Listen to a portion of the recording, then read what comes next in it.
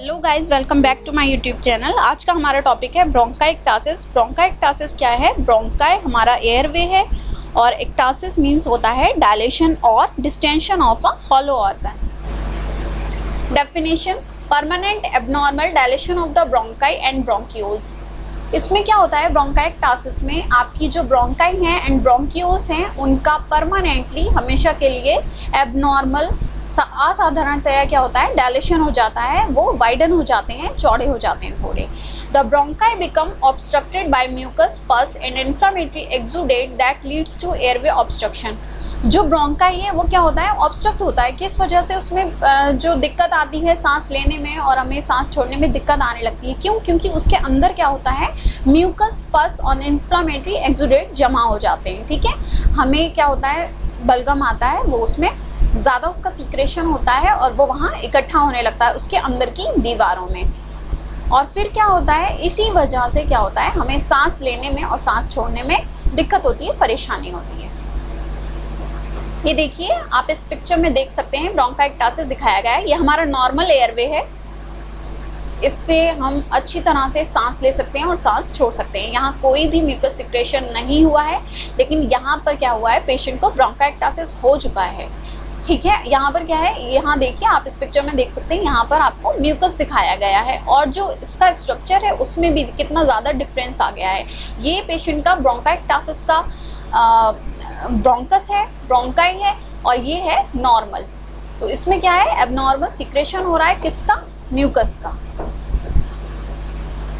इस पिक्चर में देख सकते हैं, जैसा कि कहा गया था कि एबनॉर्मल डायलेशन या डिस्टेंशन हो जाता है हॉलो ऑर्गन का। तो हमारा जो ब्रोंकाई है वो क्या होते हैं, हॉलो ऑर्गन है। तो यहाँ तो ये नॉर्मल है, अच्छी खासी स्पेस है यहाँ पर हमारी एयर अंदर जाने के लिए और बाहर आने के लिए। लेकिन यहाँ पर क्या हुआ है, एक्सेसिव म्यूकस का प्रोडक्शन हो चुका है, बहुत ज़्यादा म्यूकस सीक्रेट हो रहा है, बलगम निकल रहा है। इस वजह से क्या हो गया है, डैमेज हो गया है इसके सीलियाँ, जो बाहर का स्ट्रक्चर है वो भी चेंज हो गया और यहाँ पर बहुत ज़्यादा कम स्पेस, बहुत ज़्यादा कम जगह बची है सांस लेने के लिए और सांस छोड़ने के लिए। तो इसी वजह से क्या होता है, पेशेंट को दिक्कत होती है सांस लेने में और सांस छोड़ने में। नेक्स्ट है आपका साइन एंड सिम्टम्स। इसमें क्या होगा, पेशेंट को चेस्ट पेन होगा क्योंकि उसको ब्रीदिंग डिफिकल्टी हो रही है, और हमारे जो नेल्स हैं उसमें इस तरह का कर्व आ जाता है, जिसे कहते हैं क्लबिंग ऑफ फिंगर्स। और आपका जो कफ है उसमें कभी कभी ब्लड भी आता है, और बलगम तो आ ही रहा है, लेकिन कभी कभी क्या होता है, ब्लड भी आता है पेशेंट को, और आपके जॉइंट्स में भी पेन हो सकता है। पेशेंट को क्या होगा, सांस लेने में और सांस छोड़ने में दिक्कत होती है और बहुत छोटी छोटी सांस आती है, जल्दी जल्दी सांस लेता है, जल्दी जल्दी ब्रीद इन ब्रीद आउट कर। बॉडी को ऑक्सीजन अच्छे से नहीं मिल पा रही है, ऑक्सीजन की जो रिक्वायरमेंट है बॉडी की वो पूरी नहीं हो पा रही, इस वजह से वो टायर्ड फील करता है। में क्या होगा, आपका जो सिक्रेशन होता है वो ग्रीन कलर का आने लगता है बहुत ज़्यादा, और उसकी जो गंध होती है वो भी बहुत ज़्यादा अनप्लीजेंट होती है। ठीक है, वो बर्दाश्त नहीं होती है, बहुत गंदी स्मेल आती है हमारे फ्लेम से। और यहाँ पर क्या हो रहा है, पेशेंट को चेस्ट पेन होता है। रिस्क फैक्टर में क्या है, इम्यून सिस्टम। अगर पेशेंट का इम्यून सिस्टम वीक है तब उसको ब्रोंकाइक्टासिस होने के चांसेस हैं।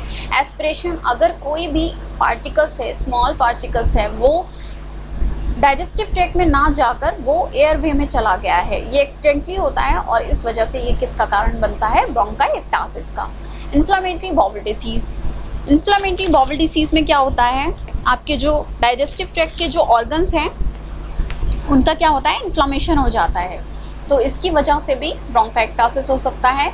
Auto immune disease, for example HIV, अगर पेशेंट को HIV है तो उसको अदर कंडीशंस भी कॉज हो सकती हैं। COPD, क्रॉनिक ऑब्स्ट्रक्टिव डिसीज़, ये लंग डिसीज़ का ग्रुप है जिसमें एयर फ्लो बंद हो जाता है, जिसकी वजह से सांस लेने में दिक्कत होती है पेशेंट को। एलर्जीज़ में क्या है, एस्परजिलस फंगस है, जिसकी वजह से पेशेंट को अगर एलर्जी होती है तो ये कारण बनता है ब्रोंकाइक्टासिस होने का। एस्परजिलस फंगस की वजह से पेशेंट को ब्रोंकाइक्टासिस हो सकता है। लंग इन्फेक्शन और disease, for example pneumonia, TB, whooping cough. अगर पेशेंट को ये कंडीशंस है, निमोनिया है, टीबी है या वूपिंग कफ है पेशेंट को, तो क्या है, उसको ब्रोंकाइक्टासिस भी होने के चांसेस रहते हैं। नेक्स्ट है डायग्नोसिस। डायग्नोसिस में क्या करेंगे, सीटी स्कैन करेंगे। कंप्यूटेड टोमोग्राफी होती है, इसमें मशीन के अंदर पेशेंट को लिटाया जाता है और उसको स्कैन किया जाता है। CBC complete blood count check किया जाएगा, आपका ब्लड टेस्ट होता है ये। इम्यूनोग्लोब्यूलिन लेवल्स चेक किया जाएगा, इसमें आईजीजी का इम्यूनोग्लोब्यूलिन लेवल चेक करते हैं। स्पुटम का आपका कल्चर कर सकते हैं। आपका जो स्पुटम है, जो सीक्रेशन आपको आ रहा है, बलगम आ रहा है, वो जो आपका हेल्थ केयर प्रोवाइडर है वो उसको चेक करने के लिए आपसे बोल सकता है सैंपल देने के लिए। तो उसमें क्या होगा, आपका जो स्पुटम है उसको कल्चर किया जाएगा, इससे पता चल जाएगा कि उसमें कौन सा बैक्टीरिया है और क्या दिक्कत है। नेक्स्ट है ट्रीटमेंट। इसमें मेडिसिन देंगे पेशेंट को। मेडिकेशंस में उसको मैक्रोलाइड्स एंटीबायोटिक देंगे, इसमें हम एजिथ्रोमाइसिन दे सकते हैं, क्लेरेथ्रोमाइसिन दे सकते हैं। फिर है कॉर्टिकोस्टेरॉइड्स। कॉर्टिकोस्टेरॉइड्स इन्फ्लामेशन के लिए देंगे। देन देंगे एक्सपेक्टोरेंट्स। एक्सपेक्टोरेंट्स जो है म्यूकस को थिन करने के लिए देंगे, पतला करने के लिए, जिससे कि वो लूज होकर जल्दी निकल जाए। ब्रोंकोडायलेटर्स देंगे, ये एयरवे ओपन करने के लिए होगा ताकि पेशेंट को जो सांस लेने में परेशानी हो रही है वो दूर हो जाए। नेक्स्ट उसको ऑक्सीजन थेरेपी देंगे, क्योंकि ऑक्सीजन की कमी हो रही है पेशेंट को, तो ऑक्सीजन थेरेपी देनी है। नेबुलाइजर, पेशेंट को ब्रोंकोडायलेटर्स देंगे जो कि नेबुलाइजेशन के थ्रू दिया जाता है, जिससे कि एयरवे ओपन हो उसका। और इसके अलावा आप चेस्ट फिजियोथेरेपी कर सकते हैं। सेम इसी तरह की टैपिंग जो है सामने की तरफ भी की जाती है और पीछे की तरफ यहाँ बैक साइड में भी की जाती है, जैसे कि क्या होगा, आपका जो सिक्रेशन है, जो आपका म्यूकस प्रोडक्शन हो रहा है, जो आपका बलगम है, वो क्या होगा, वो लूजन हो जाएगा और फिर वहाँ से आप उसको कफ करके निकाल सकते हैं। निकालने में इसको आसानी होती है। फिर ड्रेनिंग सिक्रेशन कफिंग टेक्निक्स। इसमें ड्रेनिंग सिक्रेशन में क्या होगा, आपका जो सिक्रेशन आ रहा है उसको किस तरह से बाहर निकालना है, इसके लिए आपका जो हेल्थ केयर प्रोवाइडर्स हैं, आपके जो डॉक्टर्स हैं, वो आपको कफिंग टेक्निक यानी कि खांसी करने की जो टेक्निक्स होती है वो सिखाएंगे, जिसमें आपको क्या करना है, किस तरह से सांस लेकर और जो बलगम है वो बाहर निकालना है, ये सिखाएंगे।